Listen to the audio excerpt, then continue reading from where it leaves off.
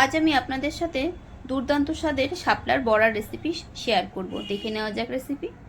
প্রথমে শাপলাগুলো এইভাবে করে কেটে নেব।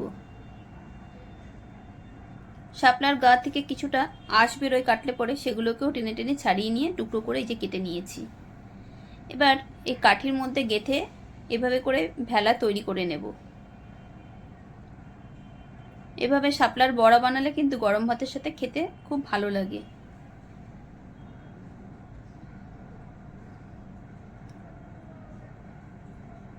এই যে কয়েকটা ভেলা আমি যেভাবে করে বানিয়ে নিয়েছি। এবার বড়াগুলো বানানোর জন্য বাটিতে দিয়ে দেবো বেসন, দেব কিছুটা চালের গুঁড়ো।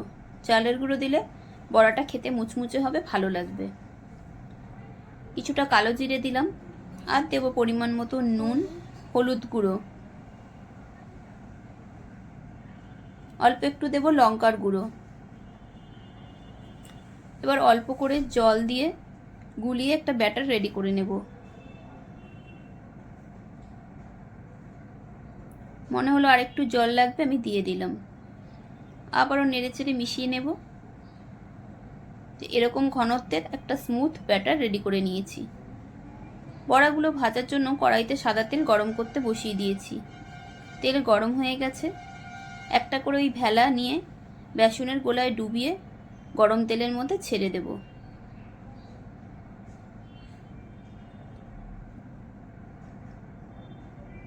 এবার খুন্তি দিয়ে ওপরে কিছুটা তেল ছড়িয়ে দেব। একটা দিক ভাজা হয়ে গেলে আরেকটা দিকও উল্টে দেব। এভাবে দুটো দিকই গোল্ডেন করে ভেজে নেব। এভাবে আপনারা বড়া ভেজে গরম ভাতের সাথে খেয়ে দেখবেন, আশা করছি আপনাদেরও ভালো লাগবে। শুধু মুখে খেতেও কিন্তু ভালো লাগে। খুব শীঘ্রই দেখা হবে নতুন কোনো ভিডিওতে। সবাই ভালো থাকবেন।